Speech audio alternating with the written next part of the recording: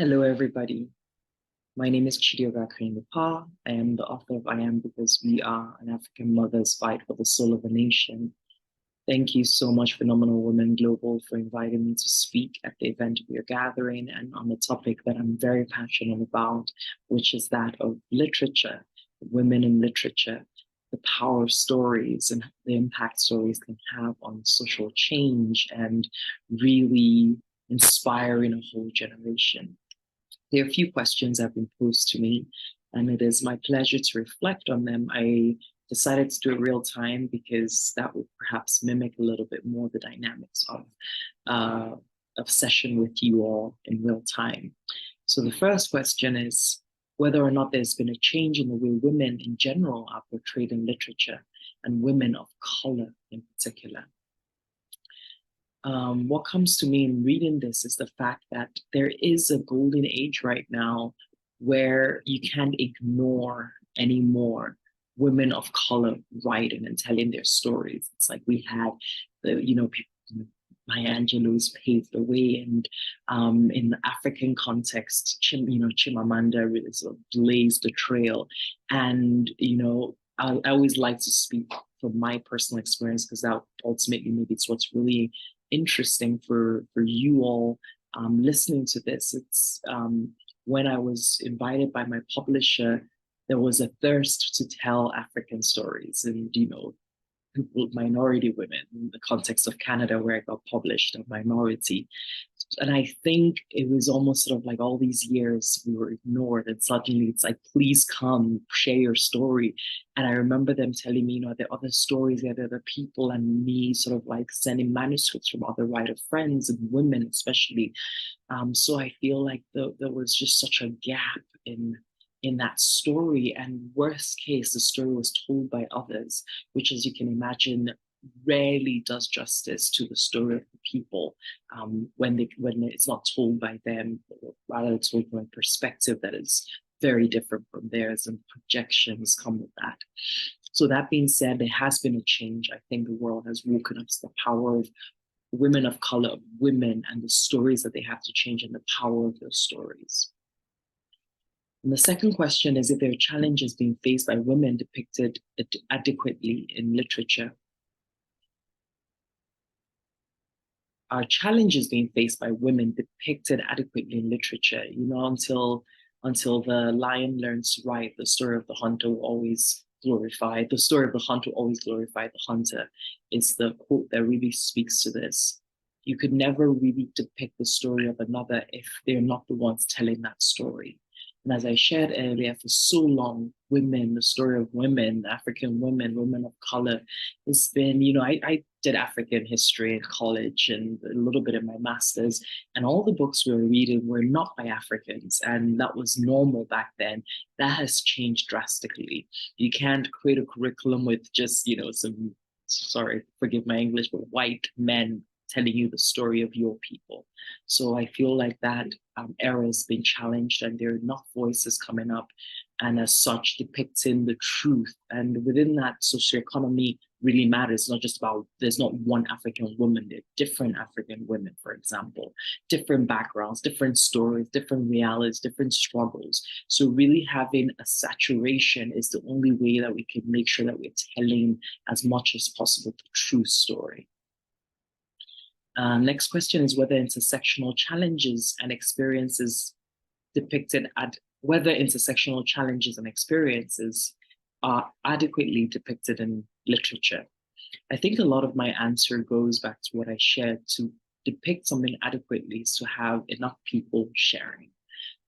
So it's not one person, it's not two. You've had millions of writers in the Western Hemisphere over centuries. We are storytellers in African context, but not written per se. So we're really just stepping into that, and to have that adequate representation, you need the numbers.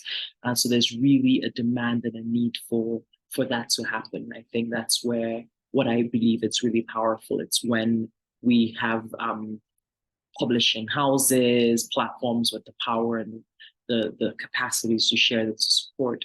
And of course, we're also in a century where there is also individual platforms where people can share their stories themselves, and you might not have to wait for the bigger institutions. So perhaps this is an encouragement for that saturation to happen. All of us are needed to share and speak our truth, share our voices. Next question is how women in literature connect to a larger audience. This is a tricky one because I think it often invites you to try to pander your story to people. So, it's almost like maybe, to water down so people can relate. But I think you should always just trust that whatever audience is right will find you. So I don't know what larger audience means here. My alarm bells kind of go a European audience, a Western audience, in which case maybe tone down your use of vernacular or slang or so these are things that might really stifle the writer. So I would say the larger audience, of course, your marketing and all of that practical thing matters, but be true to your story and the story that wants to come through and the voice and the power that you have, and trust that, this is how I think, just trust that that audience will find you. Don't start writing with the intention of I need to reach a larger audience, because of the program we have, most of us are trained in the Western context. We might want to revert to what we have read and how that reached an audience, and that would dilute actually the true power of our voice. So I feel like there's an alarm bell here, and I trust that the audience is there, but perhaps don't pander to that, because that might take away your authenticity, which in this day and age is the greatest currency. And what are the key issues you deal with through your writing? It's a beautiful question. The issues that really matter to me are that of living in one's integrity and truth, and how one can change the world just by that. I think we all come with such incredible gifts and powers, but there often might be doubts and questions, and we give so much of that away, and so much of that is taken away in this world and the structure.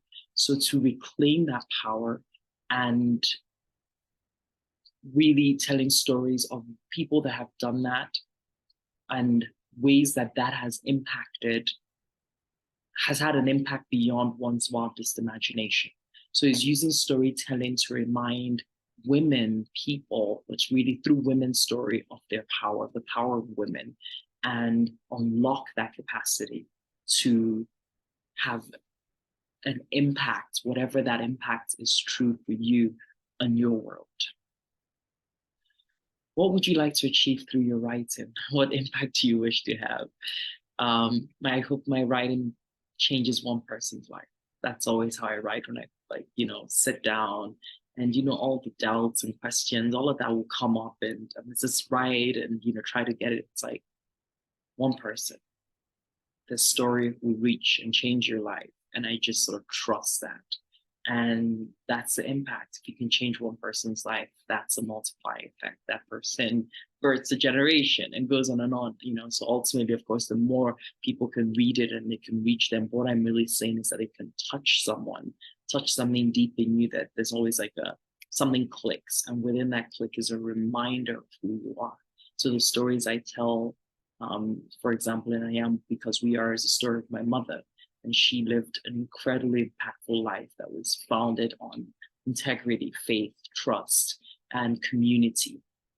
What does that look like in telling her story to invite us to connect to the values that we carry within ourselves, and the ways that honoring those values can have a lasting impact? And the next one, I believe, is the last question. What advice would you give to women thinking of writing and publishing? Do it. Your story is valid. That dream is valid, to quote Lupita Nyong'o. And, I always believe to trust the thing that calls to you. So if there's that burning desire to write your story, trust that invitation. Start writing it. And, when the voices come up, just maybe no one has to read this. Maybe it's for my child, or just for my partner. You don't have to be overwhelmed first at the get-go by this idea of like, oh, everybody has to read this, because that can stifle your creativity and your voice. Trust your invitation, flow, just write, just write, just write. Every day, wake up, write. The journey of publishing is tons of editing. Could be a whole year process. So the things you write could change and move and morph. So please don't listen to that voice that wants to sort of edit at every second. Just sort of put it all out. At least that's my process. And you can always sort of be with the editing, but just first trust your flow, trust the story that once birthed through you, trust that it takes a village to raise a child. That book, that every book has had a teamwork on it, more often than not. I don't know anyone that's done it all by themselves. So you're not alone. So the part that only you can do is to just write it out. So do that. And the publishing, trust in the power that that story, for example, has. Send it to the people with whom it will resonate. Call in the people that can support you. I'm a big believer in that. And just trust that the story is meant to be, and the force is with you and will support that journey, that it can reach that one person whose life it can change. Thank you for listening. Thank you once again to Phenomenal Women Global. What a wonderful thing it is when women gather together to celebrate, to empower women, to empower one another. Trust in that this gathering will yield many fruits. Thank you. Bye-bye.